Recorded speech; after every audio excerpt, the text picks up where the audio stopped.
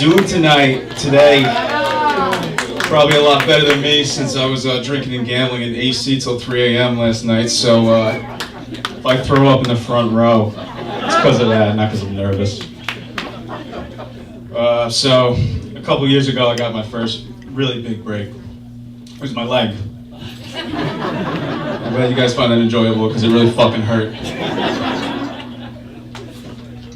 It actually happened at probably the perfect time. I had just got cut from the soccer team, so I needed an excuse as to why I wasn't playing. Also got a little fat. Checked off both boxes. So I had to have surgery, and I was a little nervous because I had never had surgery before. So before the surgery, the doctor comes up to me and says, "So you have two options for the anesthesia." I'm like, okay, it seems like this is like a one-option thing, but go on. Option one, you just get knocked out. Okay, yeah, that makes sense to me. Option two, we can just knock out the feeling from your waist down. Why is this a fucking option?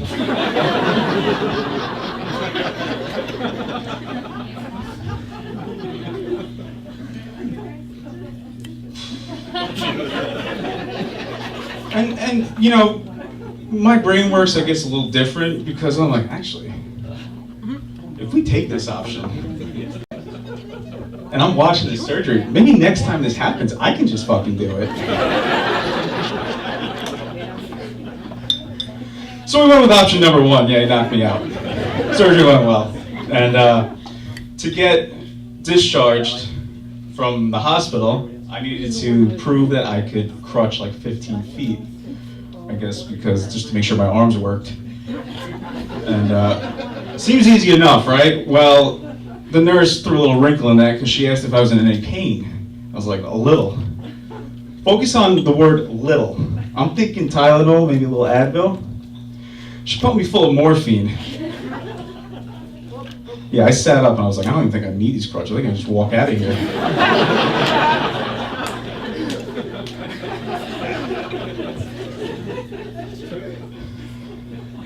Yeah, so I go to crutch and I'm like, all I'm thinking about is like, Connor, your grandfather designed the lunar module. Your other grandfather was one of the youngest captains in FDNY history. You can make it these 15 feet.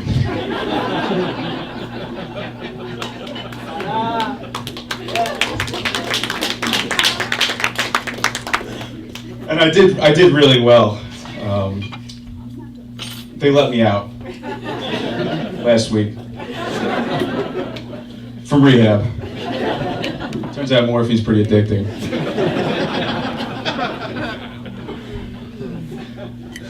I love texting and driving.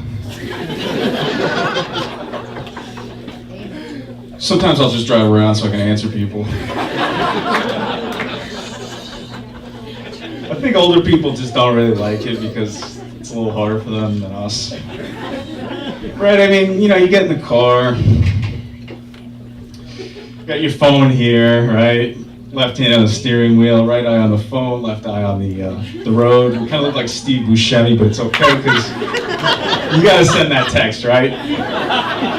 Right, you're just texting your boy, man, I know where you're coming from, but honestly, I think the whole point of Frozen was that Elsa and Anna didn't need anybody to save themselves. Olaf and Hans were nice support characters, but ultimately they did it on their own. Send.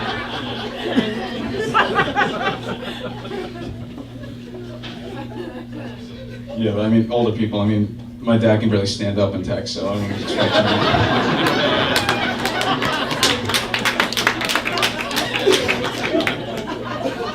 Right, you just, you know, you see them getting in the car, glasses on, I can send this. And then, I don't know why you guys do this with your eyesight bad. Why do you put the phone all the way over here? Wouldn't you want to get it closer? Yeah, so you text in, okay, I can send this.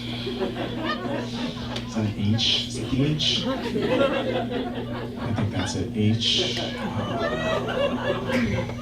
What's the next one? This is easier on the computer. stop sign. Probably wasn't all the way, so it doesn't matter. Okay, I think I got it. Send. Oh, thank God. I think that bike was under my car when I left.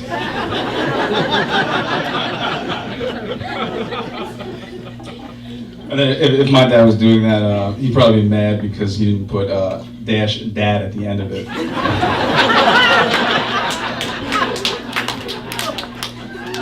Right? Dad, I know it's from you. I have your number saved in my phone. Don't need to do that. But on the rare occurrence that I do look up when I'm driving,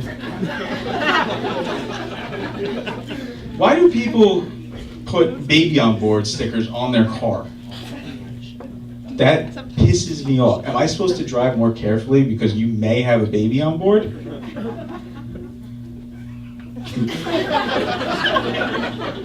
Thanks, guys.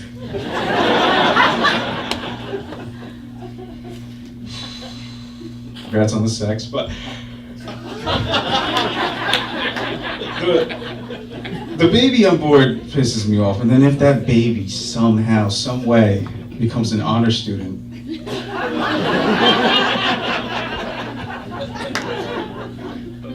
my 5th grader made the honor roll, and blah, blah, who the fuck cares?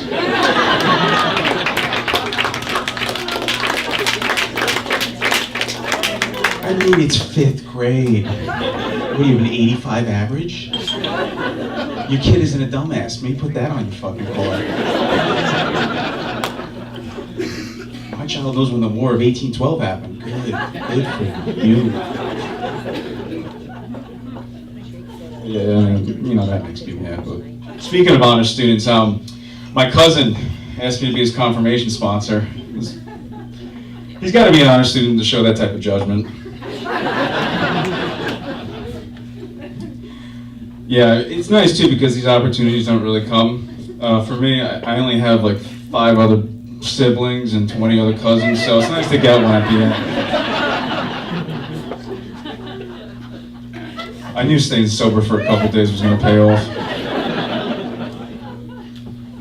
Yeah, so he asked me, and I was very excited. And, you know, he texted me. He's like, "Do you want to be my sponsor?" I'm like, "Yeah, that'd be great. I'm honored." He's like, "Dude, calm down. It's not that important."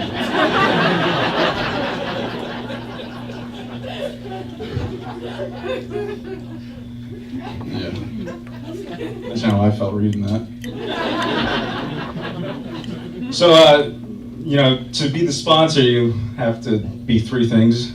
There's like a little checklist you gotta get signed by the priest. The first one is you have to be 16 years old. Okay, well, that's easy.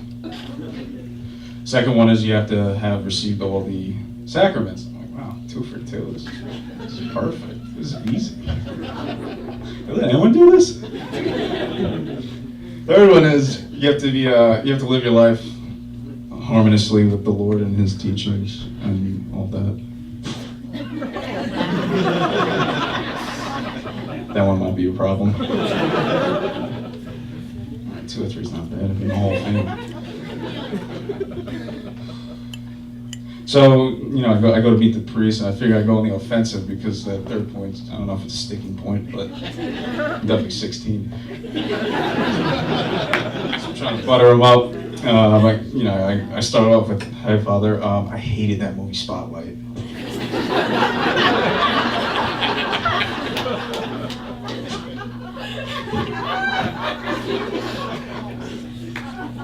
The accents were terrible. I didn't even know they were from Boston. That's crazy. There's no way that's a true story, right?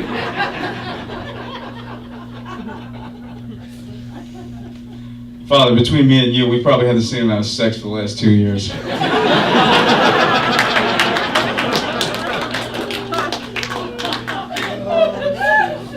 At least I really hope so.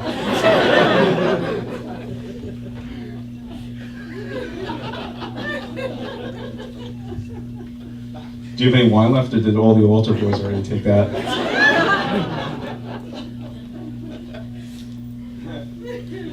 Yeah, Yeah, so I'm celibate. Just save myself from marriage. It's not really voluntary. I think it's just the next time it's going to happen is probably because I'm going to tie the knot. When you're, fat, ugly, and have a terrible attitude like me, you got to do a little extra work to, get someone's attention. I tried playing hard to get. Turns out it's pretty easy if the other person doesn't know you exist. So I went to an art show to try to impress a girl. She was supporting a friend, so I went. Art shows are pretty cool because everything's really subjective, and if you just know a couple terms, everyone just kind of goes along with it. Thanks, Mom. Really appreciate it.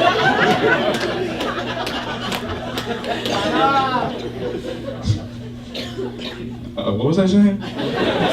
Oh, art show. So, you just know a couple terms, contrapposto, perspective. And I was like, wow, yeah, I see that too. That's good.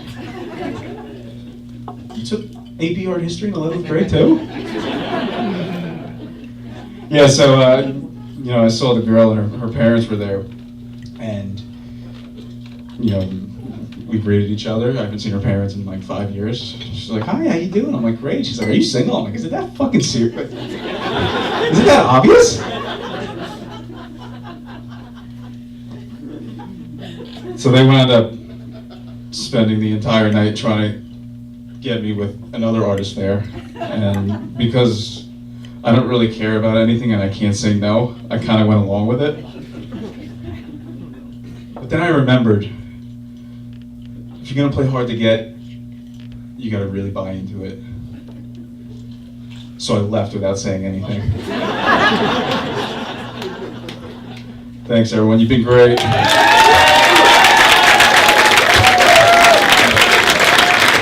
All the people that I said I would pay their cover if you laughed at my jokes, I'll be on by bar.